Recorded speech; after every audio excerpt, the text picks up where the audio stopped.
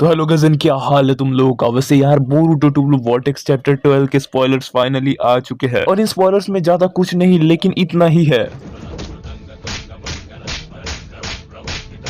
देखो ये स्पॉइलर वही से शुरू होते जहां से अपना पिछला चैप्टर खत्म हुआ था। बोरुटो हिमावारी को बचाकर हिदारी का काटता है एंड सारादा को भी बचा लेता है एंड वो फेस टू फेस होता है हिदारी के साथ और हिदारी एंड बोरुटो की फाइट होने वाली है। ये मैंने पहले ही प्रेडिक्ट कर दिया था अपने प्रेडिक्शन वीडियो में। अभी जो बोरुटो का स्पॉइलर आया है उसमें हम देखते हैं कि बोरुटो को हिदारी अपने नोकीले हाथ से मारने की कोशिश करता है लेकिन बोरुटो अपनी स्वॉर्ड की मदद से उसे डिफेंस कर लेता है। इसके बाद Boruto wind style wind release का यूज कर अपने एक हाथ से ही हिदारी को उड़ा देता है। वही से देखकर तो मेरे को पेन की याद आ गई। ऐसा पहली बार नहीं हुआ कि बोरुटो ने अपने विंड रिलीज से किसी को उड़ाया हो। बोरुटो ने ये मूव पहले भी यूज कर लिया है एंड किसके सामने यूज किया है, नारुतो के लिए। तो वैसे ये चैप्टर का स्नीक पीक था, मतलब एक ही पैनल था और इसके आगे का चैप्टर के स्पॉयलर्स भी आएंगे लेकिन 2-3 दिन बाद आएंगे। इसके आगे क्या हो सकता है चलिए उसके बारे में बात करते हैं। तो चैप्टर के स्टार्टिंग में ही ये पैनल आएगा, मतलब बोरुटो और हिदारी की फाइट होगी। जब से बोरुटो का टाइम स्किप हुआ है, मतलब जब से बोरुटो विलेज छोड़ के गया है, वो और भी ज्यादा स्ट्रॉन्ग बन गया है। इसलिए मेरे को ऐसा लगता है कि बोरुटो एंड हिदारी की फाइट में बोरुटो डोमिनेट भी करेगा एंड इन दोनों की फाइट चल रही होगी तब हिदारी अपना फुल पोटेंशियल यूज करेगा एंड तब हमें शायद बोरुटो की नई पावर अब देखने को मिल सकती है और नहीं भी देखने को मिली तो अपना कवाकी वहां पर तब तक पहुंच जाएगा एंड यहाँ पर 2v1 हो जाएगा जिसके कारण हिदारी को हार माननी पड़ेगी। लेकिन सवाल ये खड़ा हो जाता है कि हिदारी को हराने के लिए बोरुटो का कवाकी क्यों साथ देगा, क्योंकि कवाकी का तो बोरुटो कट्टर दुश्मन है तो वो ऐसा क्यों करेगा। तो शायद कवाकी पागल हो सकता है लेकिन वो इतना भी पागल नहीं है कि वो इस बार बोरुटो का साथ ना देगा और उसे स्टैप कर देगा, क्योंकि भाई उनके सामने बहुत ही बड़े एनिमीज है और ये कवाकी जानता भी है एंड वहाँ पे सिर्फ बोरुटो ही नहीं हिमावारी भी है जिसके सामने मेरे को नहीं लगता कि कवाकी बोरुटो को मारेगा। लेकिन और एक क्वेश्चन खड़ा हो जाता है कि अगर बोरुटो का साथ कवाकी दे भी देता है तो क्या होगा अगर कवाकी ने उसका कारमा एक्टिवेट कर दिया तो, क्योंकि बिना कारमा के कवाकी तो कुछ भी नहीं है एंड बिना कारमा के उसे लड़ते भी नहीं आता। लेकिन कवाकी उसका कारमा एक्टिवेट नहीं करेगा क्योंकि वो जानता है कि बोरुटो उसका कारमा कंट्रोल नहीं कर सकता और उसका कारमा शायद रेजोनेट हो सकता है एंड अगर ऐसा हो गया तो फिर मोमोशिकी को बाहर आना पड़ेगा एंड अगर मोमोशिकी बाहर आ गया तो उसे कोई भी नहीं रोक सकता। लेकिन बोरुटो एंड हिदारी की जब फाइट चल रही होगी तब उसके ही बीच में आ जाएगा जूरा एंड अभी जूरा सीरियस है इसलिए वो किसी ना किसी पर तो अटैक करेगा और वो मेनली सारादा या फिर हिमावारी पर ही अटैक करेगा एंड तब कवाकी को अपना कारमा एक्टिवेट करना ही पड़ेगा एंड उसके बाद वही होगा जिसका सबको डर था, यानी यस बोरुटो का कारमा रेजोनेट करने लगेगा एंड बोरुटो अपना कारमा एक्टिवेट कर देगा एंड बोरुटो का जब कारमा एक्टिवेट होगा तब बोरुटो उसे